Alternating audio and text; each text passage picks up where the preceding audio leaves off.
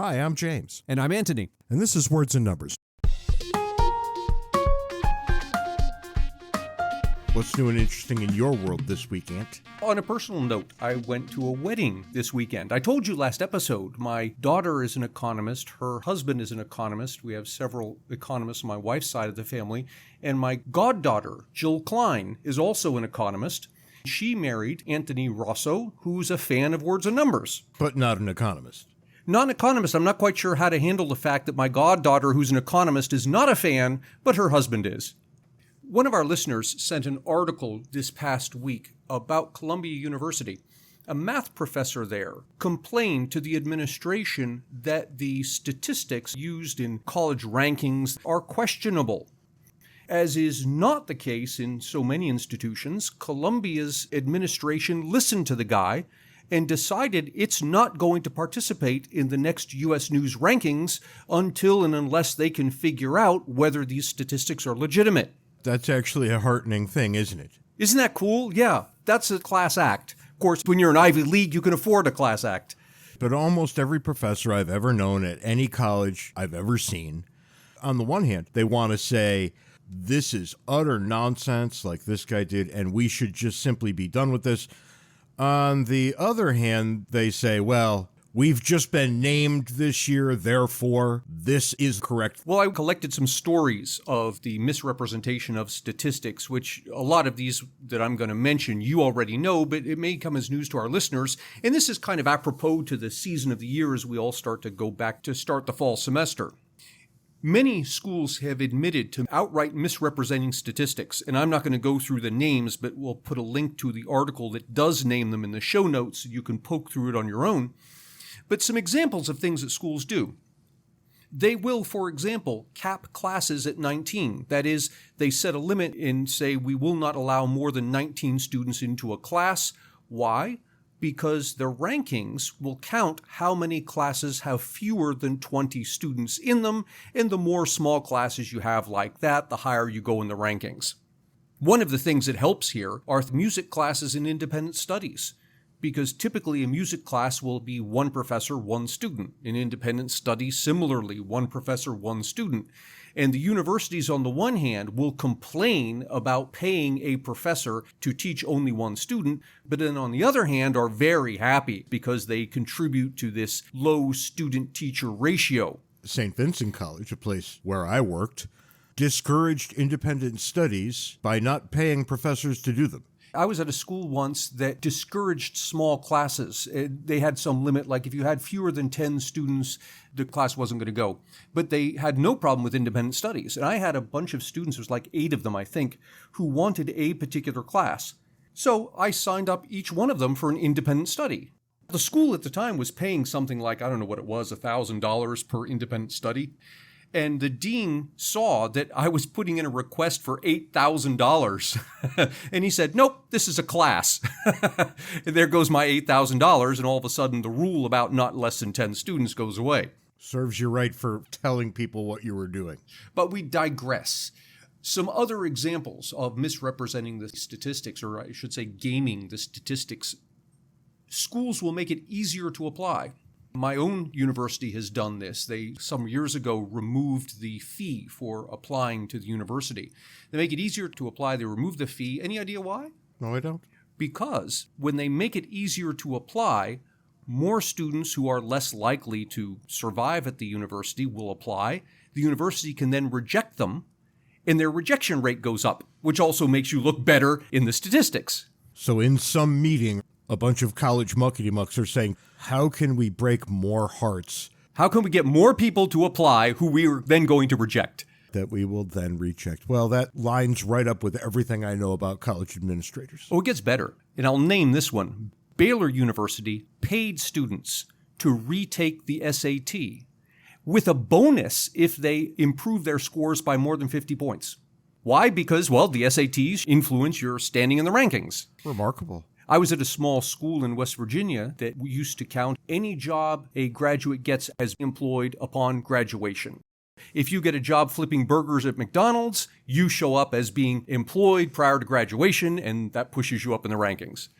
Universities will add on fees to keep tuition low, and you might notice this. You see all of these strange fees that are added on. Now, some of them, for example, if you're in a science class that has a lab and there's extra costs associated with that, there'll be a fee there. And that's understandable because people who are registered for that class pay that fee. But then there are other fees. For example, the computer fee. Every student has to pay, and so it makes you wonder, well, why isn't this just part of tuition? Everybody's got to pay it. See also student activity fee. Right, student activity fee. And why? Because one of the statistics is quoted is the tuition. And if we can push these extra costs onto fees, they don't count as tuition, you show up better in the rankings. And student fees are very expensive. Multi-thousands of dollars, yeah. It will add quite a lot to a college bill. And then you've got the sports fees or the exercise fees, which give you access to the gyms on campus. Right. It doesn't matter if you don't want access to the gyms. As you think about these rankings, we would both encourage you to ignore them, because it turns out that, generally speaking, what college or university you decide to attend matters a lot less than what you decide to do when you get there. A student who goes to a mid to low ranked school and really applies himself is going to go farther in life than one that goes to an Ivy League and doesn't. I can't agree with that any more than I already do. Yahoo Finance tells me spaghetti sauce is under threat as water crisis slams tomatoes. If you want to see something that's going to impact my life, here it is.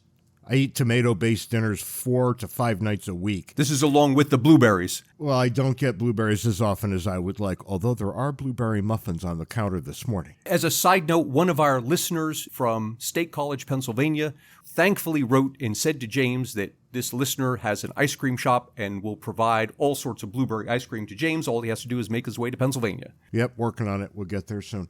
The issue here is that the tomato production coming out of California is down 25% due to water costs. We're about to have a real problem with tomatoes.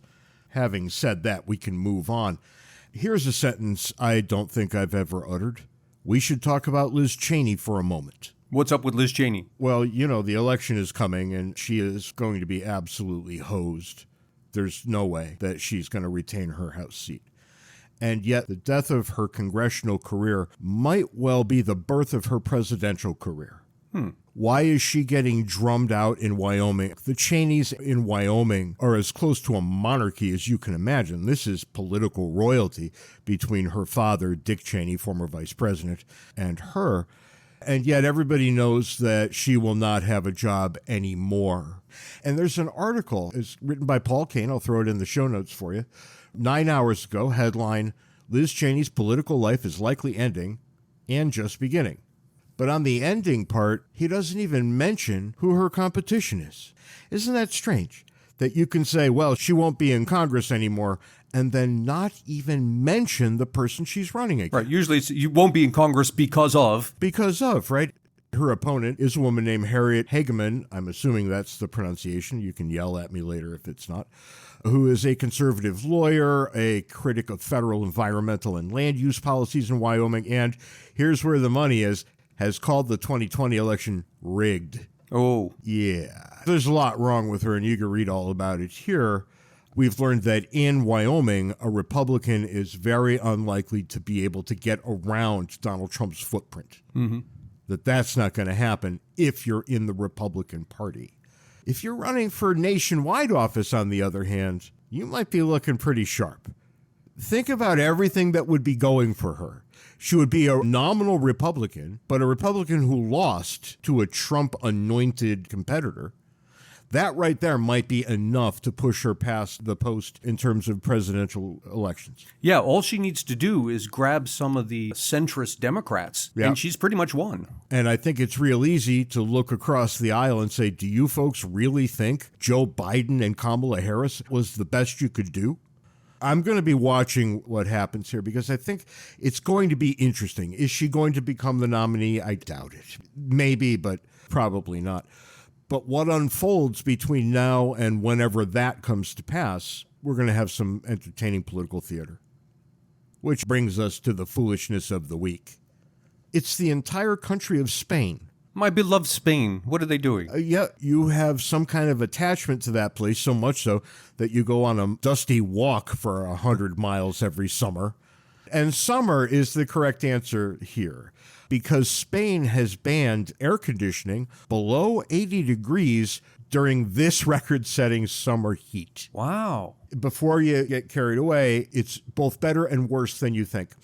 Spain has banned air conditioning in public spaces, including offices, transportation hubs, shops, bars, and restaurants.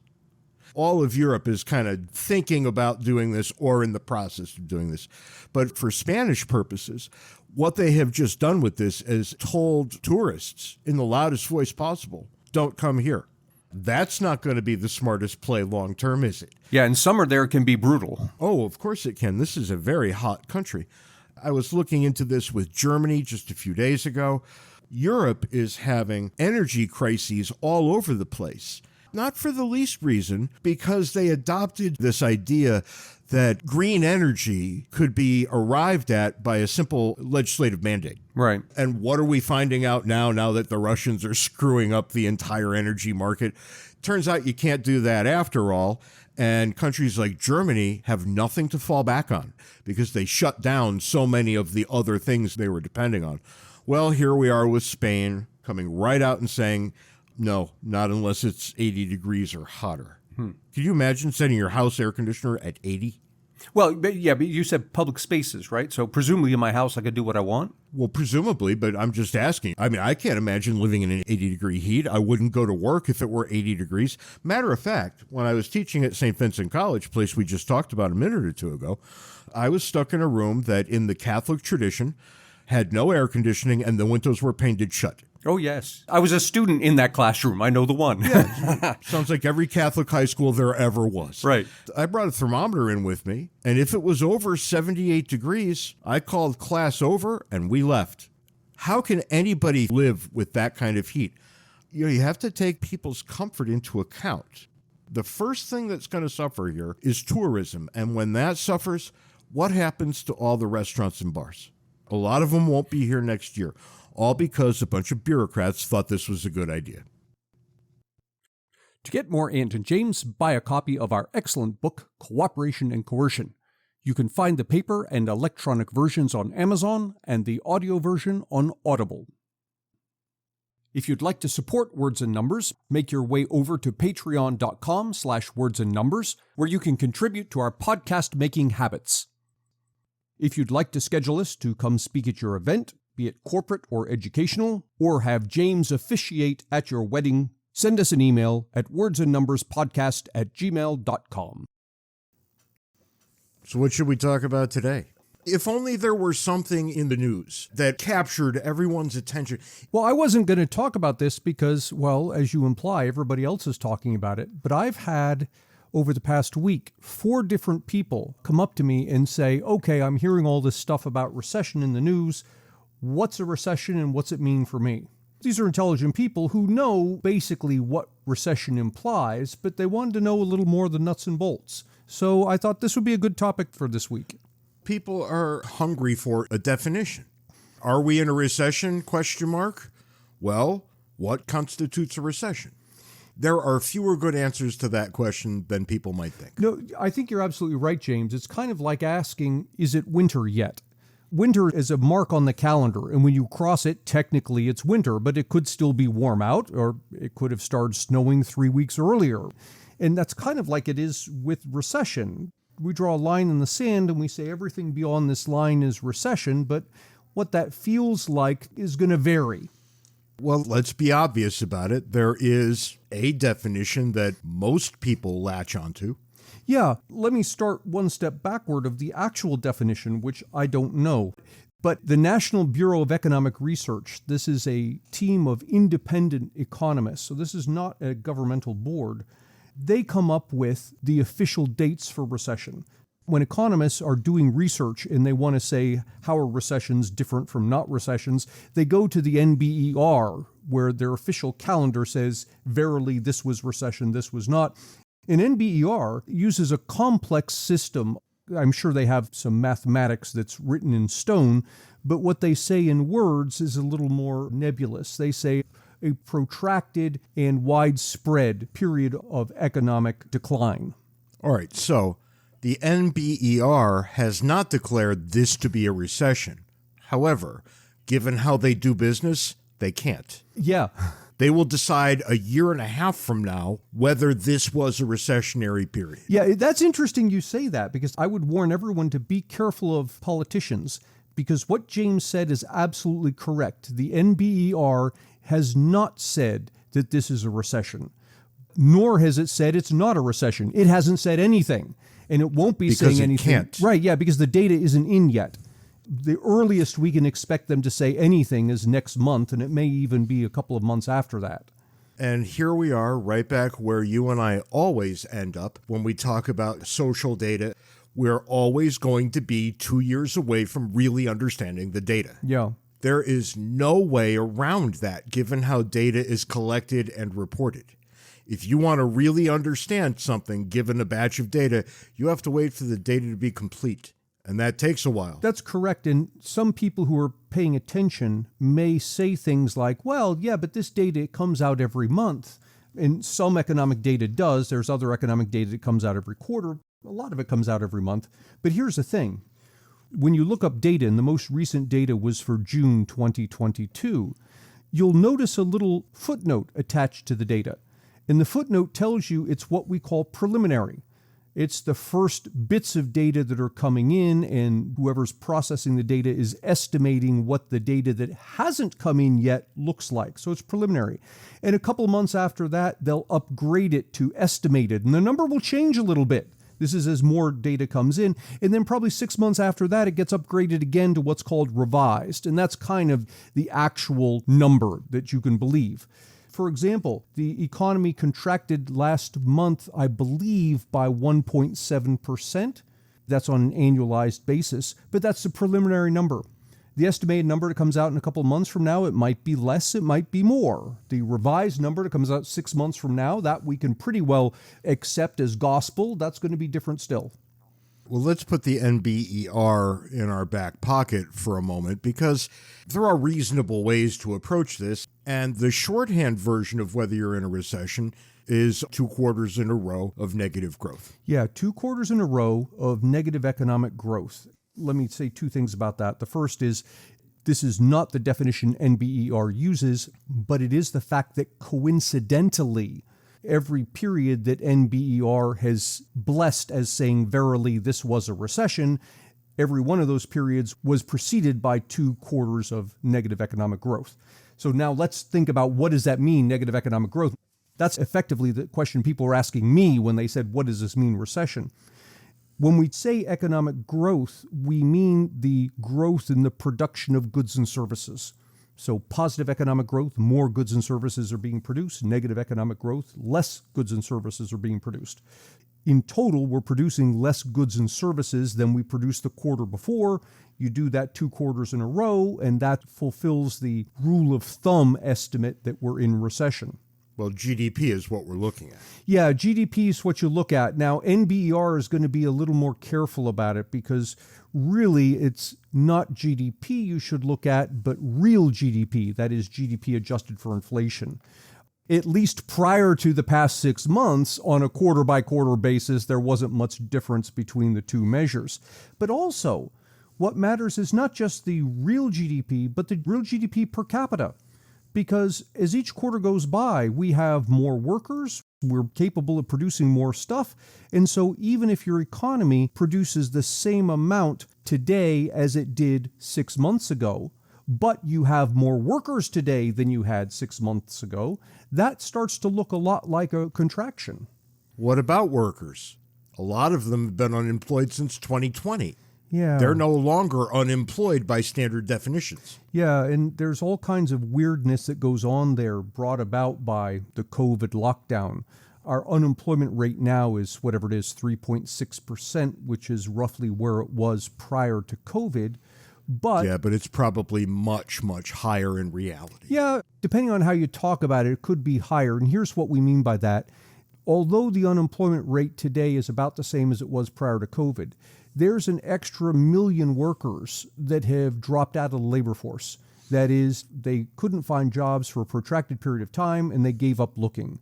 And people should be able to understand this in their regular lives, because when I leave the house here in Tucson and I start moving about town, I see help wanted signs in every window. Yeah. Which means that there were a bunch of people working in these places who are no longer working in these places. Right. I think we conclude that they didn't all pass away. They actually became acclimated to not working. There's something really weird here.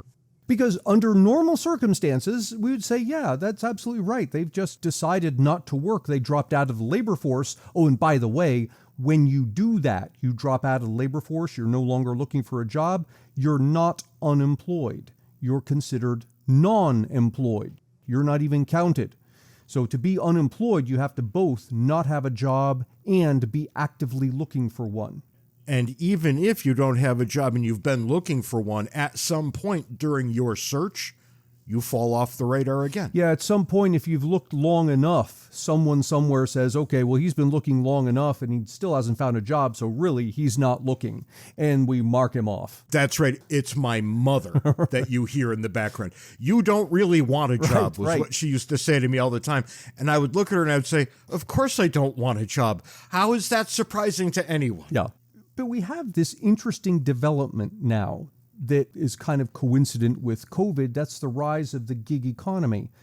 It's unclear yet how we're going to count people who are working in the gig economy. So you're driving for Uber, you're renting out your house for Airbnb, or you're doing DoorDash. Normally, or I should say prior to COVID, we didn't pay much attention to that because people who did participate in the gig economy, it was a side thing. You make some extra spending money doing it. But here's what's happened now.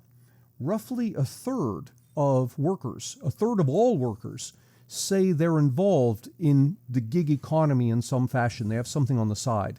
And a third of them say that it's their main source of income. Now, here's the thing. We don't count that. So if your main source of income is driving for Uber, you're not showing up because you're not an Uber employee. And depending on what paperwork you filed, you may not have filed as a small business either. So you're just recording this as, I don't know what you're recording it as, 1099 income for people who are tax geeks. But the long and short of it is you're not appearing on anybody's paperwork as being employed. And yet you are. But it is going to show up in GDP. Oh, yes, but it will show up in GDP because every time you pay for an Uber, that money counts as a service that has been provided. It goes toward GDP. So where are we when things are counted towards GDP but not employment? How does that play out in the data? Yeah, that question goes beyond my pay grade. What the hell? Do I have to go get a different economist now? No, there are people in the Bureau of Labor Statistics who process this data, who have special categories and special ways that they do this. There's a measure that they have that is the difference between what we observed on the income side versus what we observed on the spending side. And if there's a difference there, you call it something and they categorize it. This is way, way into the weeds. If you had a serious macroeconomist, he might be able to tell you something about it, but that's not my thing. No such thing as a serious macroeconomist, but I digress. Let's get back to terra firma here because we started down this idiotic path when I said, but 2 quarters in a row of negative growth equals recession. You're going to need some definition to make sure we're all talking about the same thing. And as far as I can tell right now, the only people who don't want to accept that answer all work in the Biden administration. No administration wants to be straddled with a recession. Oh, no. And I'm sorry, that's what we've got here. Let's just look at it and call it what it is. Particularly with midterm elections coming. And as you have said many times, the party in power always loses congressional seats in a midterm election. And if we're in recession as well, that's just going to get augmented. Now, here's the thing. I think you're absolutely right that the politicians would love any excuse to say this is not a recession. But when it comes to the voters, they're going to vote based on what they're experiencing, not based on what the politicians are saying. And if you've lost your job, your neighbor's lost your job, or you're putting off major purchases because you don't know what's going to happen 6 months down the road, you can call it whatever you want. But as far as you're concerned, it feels like a recession. And there's some interesting things that you've been pointing to lately that we don't talk about because they're boring, generally speaking. But here I am to talk about them, boring though they may be. We're not seeing a big rush in unemployment. However, we are seeing wages dwindling. Yeah. So while we don't get a 3% addition to the unemployment figure, we do see 3% lower wages. And when you start thinking about this and you start looking back in time, Bill Clinton saying it's the economy, stupid. And when Jimmy Carter was presiding over double-digit inflation, he never really had a chance. Because people, exactly as you say, vote their pocketbook.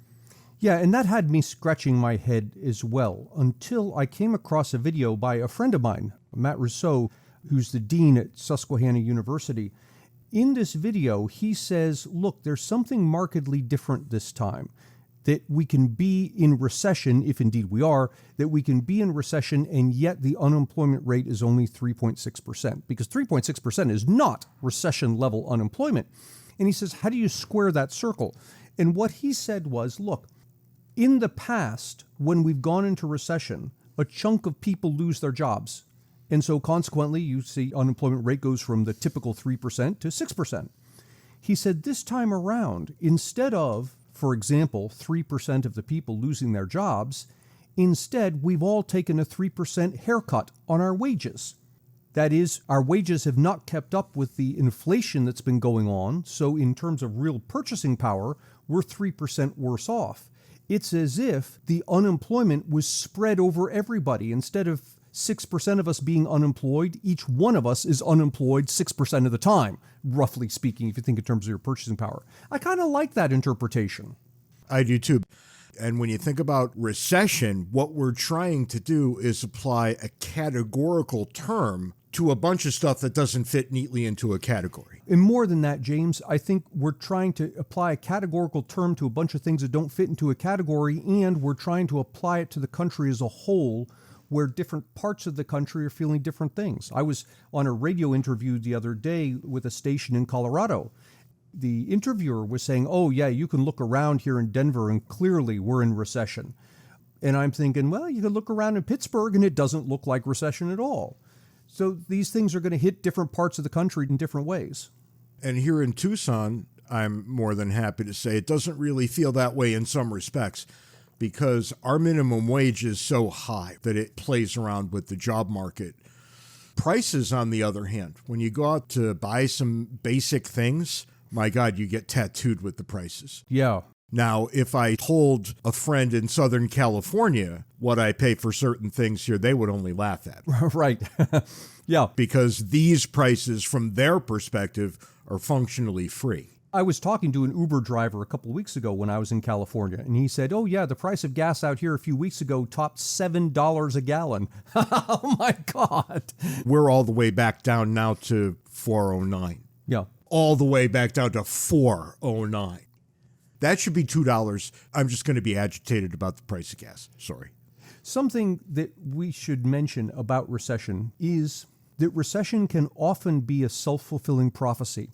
And this is part of why politicians are loath to use the term.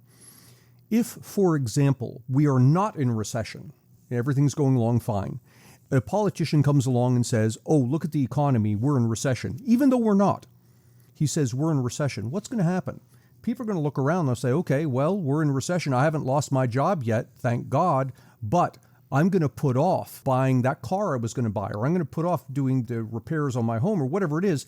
I'm going to cut back on my spending in anticipation of the possibility of losing my job or losing hours in the future. And when everybody does that, spending declines, production declines, and all of a sudden you actually do get a recession. That's right. But it's a self-fulfilling prophecy. And let's be really clear. Yeah, Joe Biden does not want to use the term recession to refer to what we're dealing with right now. In 2019, he would have been using that term so often that we would have called him Recession Joe. Yep. For the midterms, these words are going to tattoo anybody who already has a job in government. What did you do to counteract the recession we were in? Right. Because people think that politicians can wave their hands and make something different happen. I think one of the dumbest things that I've seen is what was life like on January 6th when there was a riot at the Capitol? Well, gas was $1.93 a gallon. They list all the things that were readily available and cheap as if a presidential administration matters one way or the other on this sort of thing. This topic came up on that radio interview I just mentioned, and it suddenly occurred to me, which I mentioned to the interviewer, that people had gone around the gas pumps and put that sticker of Joe Biden saying, I did that when gas prices were, whatever, they're $4 or $5 a gallon. But if they drop back down to $2.50, those stickers are still there. And all of a sudden, they're going to have the opposite effect that the people who put them there intended them to have. Does it make a difference around the margins? Yeah, sure it does. But it's on the margin. I want to go down that path for a moment. You're asking about what these politicians can do, and people will ask them, what did you do? Well, it turns out they're doing something, and that something is the Inflation Recovery Act, which I believe has passed the House. It's still waiting on the Senate. And I'm just guessing, but if we've got a thing called the Inflation Recovery Act, what we're going to end up recovering is higher inflation. Well, it's kind of the thing. Over the past decade, pretty much every bill that I've seen go through Congress, I mean, I haven't seen them all, but of all the ones that hit the news, their titles are the exact opposite of what they do. Kind of like the Affordable Care Act. Right, exactly. The Unaffordable Care Act. If people want to remember a case in point, that's right. But here with the Inflation Recovery Act, there's a whole bunch of stuff in there, and apparently there's a bunch of earmarks for green energy and this sort of thing. But the one piece of it that stands out to me is an increase in taxes, particularly on small businesses.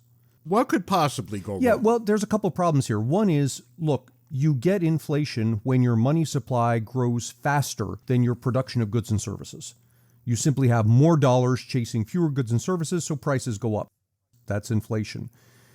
If you tax businesses, particularly small businesses, and small businesses account for whatever it is, like 40 or 50% of businesses out there, and I think something like 90% of employees, but don't quote me on that.